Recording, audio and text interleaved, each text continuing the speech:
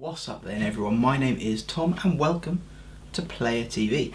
Today we're taking a look at a Thermaltake power supply, a budget option but with RGB, the Smart RGB 700 watt power supply. First of all though, roll on that intro.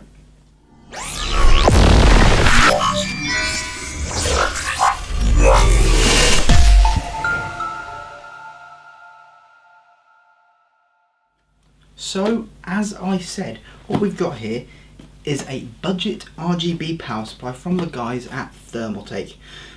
We'll have a quick look at what's on the outside of the box, gives you a little bit of insight into what you're actually going to be getting, and then we'll open it up and have a look.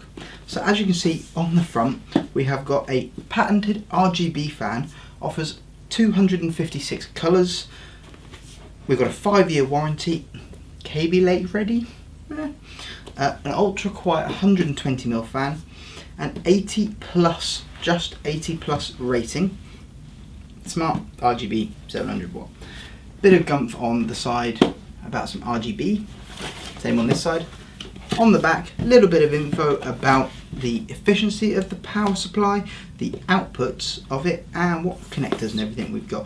One thing that I did find quite impressive about this, it's a 700 watt power supply, but it is actually able to supply a whopping 54 amps or nearly 650 watts on the 12 volt rail.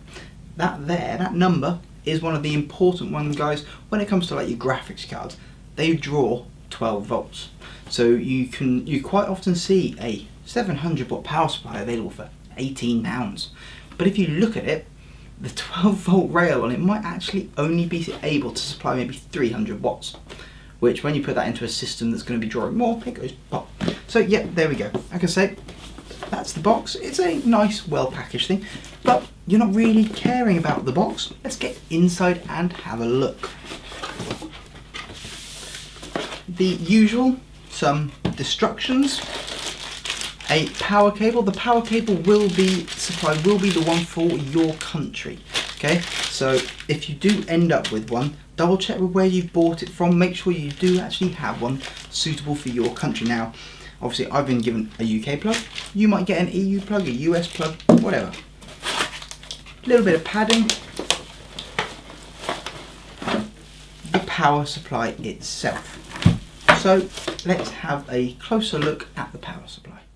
So there we go, the power supply. We've got it out of its box, and as you can quite clearly see, there's two glaringly obvious things about this. It's not a modular power supply, but it is very short. Now you'll normally find modular power supplies are a bit thicker, because at the end of the power supply you have a PCB with all your breakouts for your pins. Because this is not a modular power supply, it is shorter, but you do need more space for your cable management. We'll get onto that bit a little bit later. So on the actual power supply, it's got nice rounded edges. It's been given, they put some thought into the actual casing. They've not just stuck it in a plain black box, quite like that. Here is our, of course, RGB fan. On the back, your standard, what we call a kettle lead, a power switch, and here is our RGB switch. Now this is not a latching switch or anything like that, it's just a push button. You keep pushing, it cycles through. Take a look at that a little bit later. Your typical warranty do not void, so don't open it up. Capacitors are inside power supplies, guys. Capacitors hold a lot of power for a long time. Even if you disconnected it, it can hold power for a couple of months or even longer. Touch it, bang, dead. Don't do it. The obligatory or required info about the power supply on the back here, again, it shows pretty much what was on the box in regards to 12 volt rails, things like that. So let's take a closer look at the actual cabling. Cabling on this, like I said, it's not modular or anything like that. We've just got oodles and oodles of spaghetti. But the oodles and oodles of spaghetti does cover pretty much everything you will need. But on that note, I'm just going to grab the box.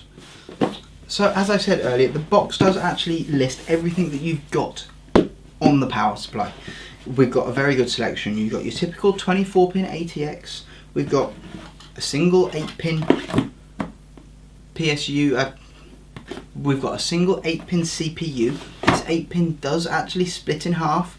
It's actually a 4+4, so those of you guys that are maybe running a lower end motherboard, you could be running, say, something like a H360 rather than a Z series board when it was Intel, or maybe a B350 instead of an X370 board. They may be using 4-pin for your power instead of 8-pin. Not a problem, it will fit. We've also got a whopping 5 Molex connectors in amongst all of this. We've got 6 serial ATAs, a floppy, and again, more importantly, the ones that you really care about are the 2 cables here, or 1 cable should I say, daisy chained for graphics cards. What we've got here is a pair of 6+2s. So whether your graphics card uses a 6, an 8, a 6 and an 8, or a pair of 8s, all the connections here that you need are here. So when it comes to actual connectors, yeah, Thermaltake have made sure every single base is covered. When it comes to like the Molexes and things, a lot of the time obviously we've got 3 Molexes plus the floppy on 1 cable, but if you look at the serial ATAs, on the ends of the serial ATAs you'll have 3 serial ATAs and a Molex just on the end there. It's been well thought out. As much as it's not a modular power supply, they have done a relatively good job of thinking about and ensuring that everything you need is there. So there we go. I think what we're going to do now is plug it in and have a look at the RGB. So what I've done at the moment, guys, I've cheated. I've just stuck an ATX jumper on here to get this powered up. But here you can see, here's our RGBs. And as I said, the button on the back is all you'd use to control it. There's no software or anything like that. This is a relatively basic RGB solution, but it is RGB at the end of the day, and you simply press the button on the back to give you your different options. You can basically have, maybe a dozen different colours and a couple of different options. You can have static. There is also the option for fade. You keep going through. The only thing I will say is the white on this is your typical, say, RGB white. It's more of a shade of blue than white. It's not a major problem. There it is here. This is meant to be white. Because the way RGB works, you've got everything is illuminated at the moment, and you never quite get white. You always get a slight hint of blue. It's not the end of the world though. And we can keep going through, and like I say, we've got the fade, we've got static, we've got cycling through colours. It's all there. You just keep pressing the button until you find what you like. The other option, of course, is off. The one advantage of RGB, you do always have the option to just turn it off. If you don't like it, turn it off. If you are just ignoring that, you can just then look at this as a nice, good quality power supply. I've only got I've only got one problem with this power supply. I mean, it's a £60 power supply with RGB. You've bought it knowing full well it's not modular, so you can't slate it for that. We've got good length cables. We've got a relatively quiet fan. We've got good ratings. Okay, now when I was speaking with the guys at Thermaltake UK about this, it is rated as a 80 plus power supply, just 80 plus. They have had external testing that does actually say this is rated, or should be rated at actually an 80 plus silver. It's not, I'm not going to say it is. Testing has proven though that it is capable of achieving those efficiencies.